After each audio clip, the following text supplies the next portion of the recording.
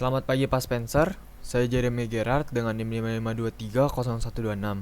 Saat ini akan membahas mengenai pendidikan kewarganegaraan, landasan dan tujuannya. Pendidikan kewarganegaraan memegang peran sentral dalam membentuk karakter bangsa. Kajian ini akan membahas latar belakang, tujuan dan referensi utama.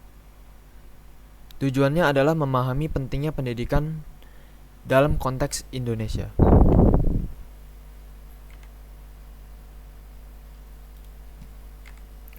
Mengapa pendidikan kewarganegaraan penting?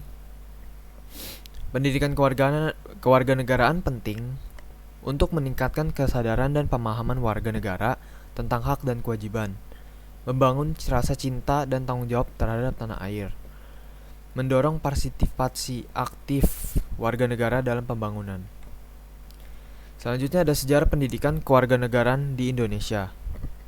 Masa kemerdekaan, akar historis PKN. Sejak awal kemerdekaan, pembentukan identitas nasional menjadi fokus utama. Orde Lama hingga Reformasi. Evolusi konsep pendidikan kewarganegaraan mengikuti dinamika politik. Kurikulum mengalami perubahan yang signifikan. Lalu ada transformasi hukum. Adaptasi terhadap kebutuhan zaman, pendidikan nasional terus berkembang. Lalu di sini ada tujuan utama pendidikan kewarganegaraan. Apa aja? Yaitu warga negara yang bertanggung jawab, mendorong warga negara untuk berpartisipasi aktif dalam kehidupan berbangsa dan bernegara. Yang kedua ada mampu berpikir kritis, membekali warga negara dengan kemampuan berpikir kritis untuk menyelesaikan permasalahan bangsa. Yang ketiga memiliki integritas moral, mendorong pembentukan karakter dan integritas moral warga negara yang kuat. Landasan filosofis Pancasila, filosofis dasar negara yang menjadi fondasi utama pendidikan kewarganegaraan, Pancasila.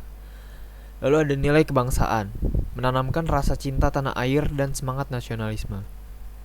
Yang ketiga ada persatuan dan kesatuan, prinsip penting dalam menjaga keutuhan bangsa melalui pendidikan.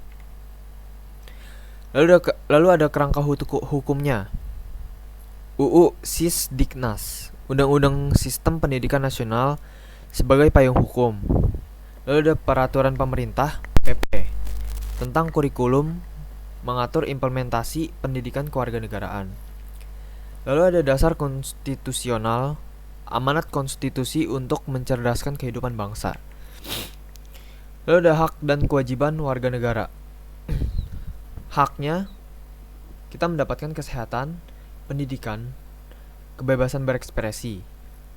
Lalu kewajiban yang harus kita lakukan adalah patuh pada hukum, membayar pajak, dan menjaga persatuan bangsa. Lalu ruang lingkup materinya. Yang pertama di sistem pertahanan, pemahaman tentang struktur dan fungsi pertahanan. Etika dalam bermasyarakat dan bernegara. Lalu ada hak dan kewajiban sebagai warga negara. Lalu ada nilai-nilai demokrasi dan kebangsaan yang universal. Selanjutnya, peran pendidikan kewarganegaraan di perguruan tinggi. Yang pertama menanamkan nilai-nilai kewarganegaraan, memperkuat rasa cinta tanah air dan tanggung jawab warga negara. Yang kedua membekali keterampilan berdemokrasi, mendorong mahasiswa untuk aktif berpartisipasi dalam proses demokrasi. Yang ketiga, membangun generasi pemimpin. Membentuk mahasiswa menjadi calon pemimpin yang berintegritas dan bertanggung jawab. Metode pengajarannya interaktif, pendekatan interaktif dan partisipatif. Lalu ada simulasi dan studi kasus yang relevan. Berpikir kritis, pengembangan berpikir kritis siswa. Lalu ada praktik untuk nilai-nilai kewarganegaraan. Pendidikan karakter dan integritas masyarakat. Yang pertama menciptakan masyarakat yang bermoral dan berakhlak mulia, mencegah tindakan kriminalitas dan perilaku antisosial. Yang ketiga meningkatkan kualitas hidup dan kesejahteraan masyarakat. Tantangan kontemporernya. yaitu globalisasi. Pengaruh globalisasi pada identitas nasional.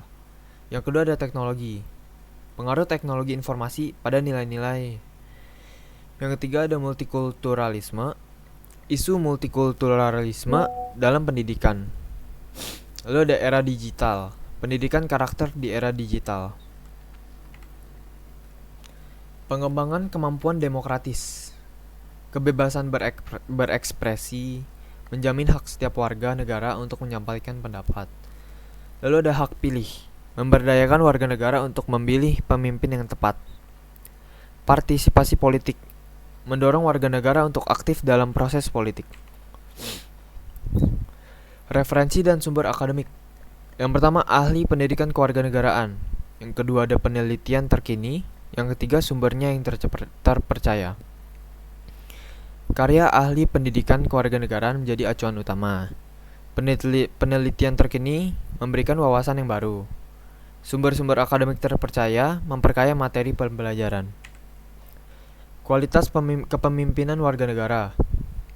Yang pertama, harus ada integritas, kejujuran, dan komitmen terhadap nilai-nilai luhur bangsa. Yang kedua, kepemimpinan, kemampuan untuk memimpin dan memotivasi orang lain. Yang ketiga, komunikasi, kemampuan untuk berkomunikasi secara selektif, efektif, dan persuasif. Yang keempat ada keadilan, memperjuangkan hak dan keadilan bagi semua warga negara. Kesimpulan dan prospek masa depan. Pendidikan kewarganegaraan sangat penting. Yang kedua ada visi pengembangan kurikulum yang sangat adaptif, strategis, peran strategis dalam pembangunan bangsa. Sekian, terima kasih.